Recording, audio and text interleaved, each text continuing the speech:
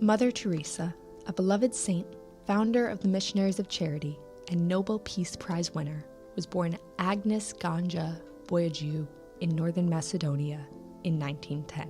The youngest child in an Albanian family, she grew up faithfully Catholic and first felt the call to serve God at age 12.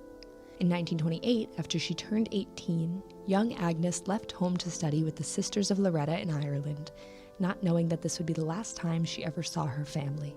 After learning English in Ireland, she joined the Sisters of Loretta missionaries in Darjeeling, India, as a novitiate. On May 24, 1931, young Agnes took her initial vows to become a Sister of Loretta, and in 1937 she became a sister, adopting a new name with her new life, Mother Mary Teresa. For almost 20 years, until 1948, Mother Teresa taught at St. Mary's High School in Calcutta. While she enjoyed growing deeper in her vocation, she couldn't help but find her mind and heart being drawn past the schools and convent and into the city streets. Calcutta, an already poor and overcrowded city, was still reeling from the Bengal famine of 1943, and Mother Teresa felt drawn to leave the comforts of the convent and not only go and serve the poor, but live amongst them too. The desires of her heart and the path God set before her came together on a train ride to a retreat in Darjeeling in 1946, when she was 36 years old. Mother Teresa received what she referred to as a call within a call to leave the Sisters of Loretta and devote herself fully in service of the poorest of the poor. Speaking of this call, she said, "I was to leave the convent and help the poor while living among them. It was an order. To fail would have been to break the faith." 2 years later, she received the blessing of her superiors to leave her teaching position and to create the Missionaries of Charity, an order of sisters that not only worked in the slums, but lived in them too. She never hesitated in speaking the truth of her heart, saying, "Our poor people are great people, a very lovable people. They don't need our pity and sympathy. They need our understanding, love, and they need our respect. We need to tell the poor that they are somebody to us and that they too have been created by the same loving hand of God to love and be loved." The first iteration of the Missionaries of Charity was informal and humble. She designed their habit, a white sari with 3 blue stripes to symbolize the sisters' vows of poverty, chastity, and obedience. She didn't have any training or resources, which would have been enough to stop just about anyone else from even trying to make a difference. But in her humility, she began her ministry, and God provided. She was granted Indian citizenship and received medical training. Soon after, she was joined by other women who felt a similar call to serve, and they began opening open-air schools and hospitals. They had no donors. They had no aid. The sisters would only beg and pray for the food and medical supplies they needed to help those around them. Mother Teresa was overcome by the suffering around her, writing, "Our Lord wants me to be a free nun, covered with the poverty of the cross. Today I learned a good lesson. The poverty of the poor must be so hard for them. While looking for a home, I walked and walked till my arms and legs ached. I thought how much they must ache in body and soul looking for a home, food, and health. Then the comfort of Loretto came to tempt me. You have only to say the word and all that will be yours again," the tempter kept on saying. "Of free choice, my God, and out of love for you, I desire to remain and do what be holy in my regard.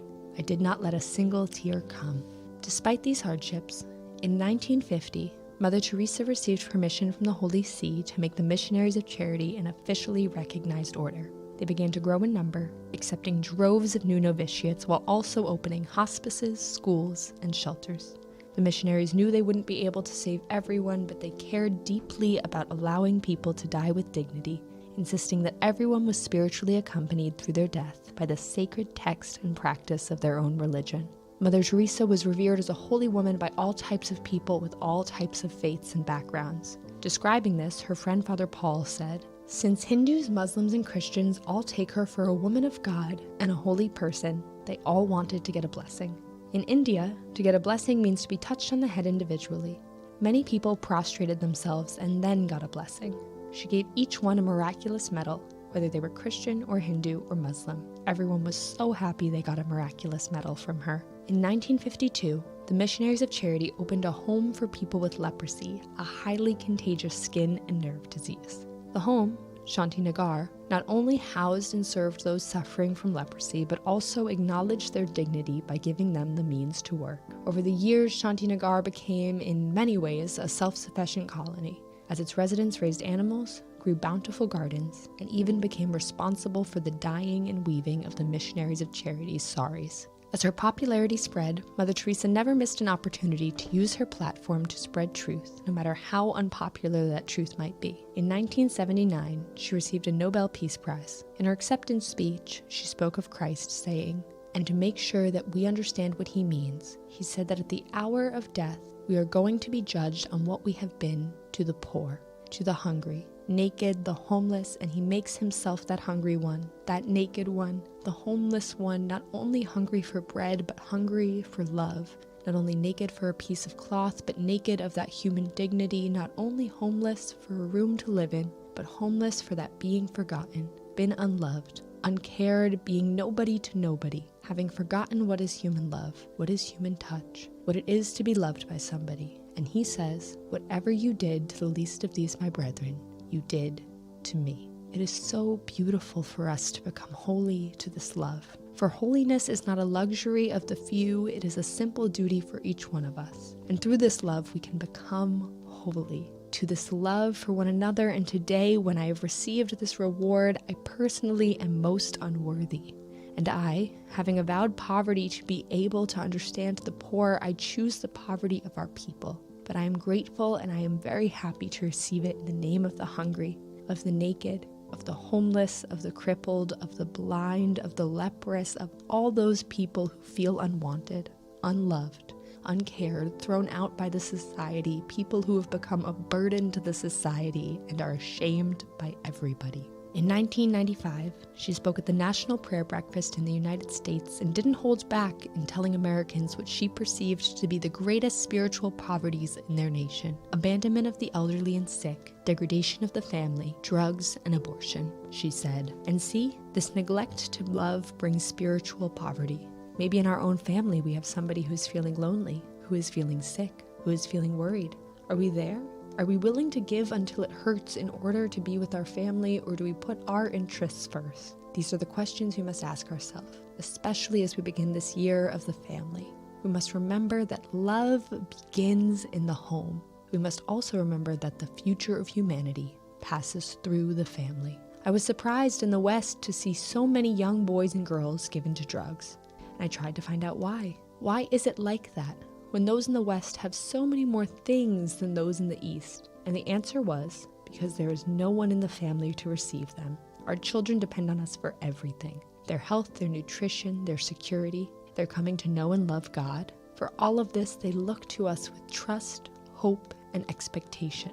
Often, father and mother are so busy that they have no time for their children. Perhaps they are not even married or have given up on their marriage. So their children go to the streets and get involved in drugs or other things. We are talking of love of the child, which is where love and peace must begin, there, in our own family. But I feel that the greatest destroyer of peace today is abortion, because Jesus said, "If you receive a little child, you receive me." So every abortion is the denial of receiving Jesus, is the neglect of receiving Jesus. She passed 2 years later, at the age of 87. But just a year before she died, she wrote a letter to her fellow missionaries that encapsulates her legacy. Entitled the Varanasi Letter, it reads, "My dearest children, sisters, brothers, and fathers, this letter, being very personal, I wanted to write in my own hand, because there are so many things to say. Even if not in Mother's hand, still, it comes from Mother's heart.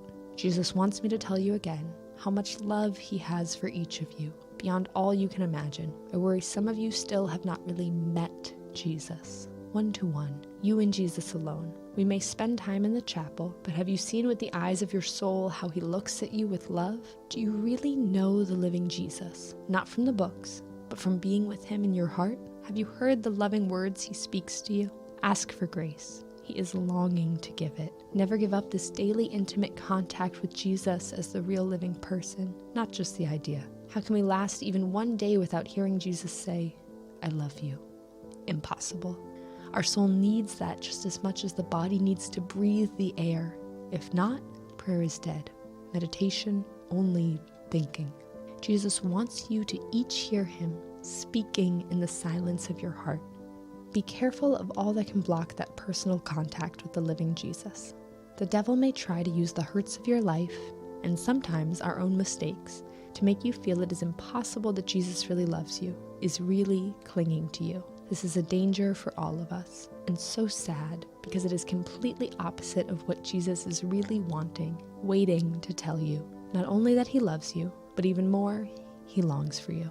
He misses you when you don't come close. He thirsts for you. He loves you always, even when you don't feel worthy.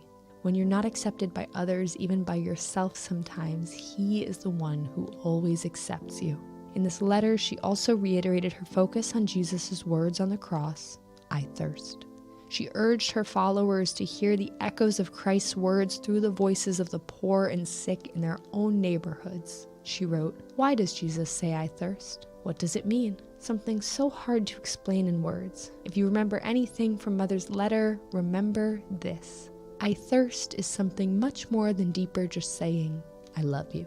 Until you know deep inside that Jesus thirsts for you, you can't begin to know who he wants to be for you, or who he wants you to be for him." Our Lady will help with all of this, since she was the first person to hear Jesus cry, "I thirst," with St. John, and I am sure Mary Magdalene. But she was there on Calvary. She knows how real, how deep his longing for you and for the poor. Do we know? Do we feel as she? Ask her to teach you. Before it was Our Lady pleading with Mother, now it is Mother in her name pleading with you. Listen to Jesus' thirst. Let it be for each what Holy Father said in his letter. How do you approach the thirst of Jesus? Only one secret: the closer you come to Jesus, the better you will know his thirst.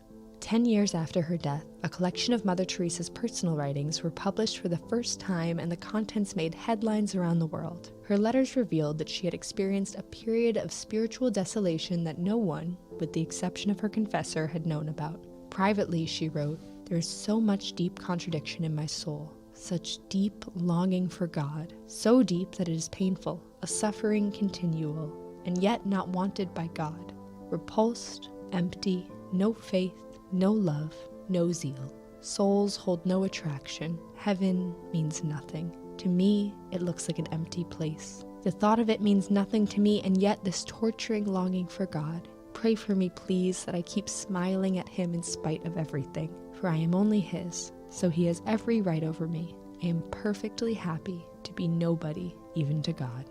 While the publishing of her private doubts drew criticism from cynics, the faithful found hope in her words, interpreting them as a sign of solidarity. The revelation of Mother Teresa's dark night of the soul was perhaps her final humble gift to her devotees, as it proved once and for all that faith is not a feeling and that we can do incredible things for God and our neighbor despite our doubts. Even in the wake of all this controversy, the case for Mother Teresa's sainthood was brought to the Vatican almost immediately. She was beatified on October 19th, 2003, and canonized on September 4th, 2016.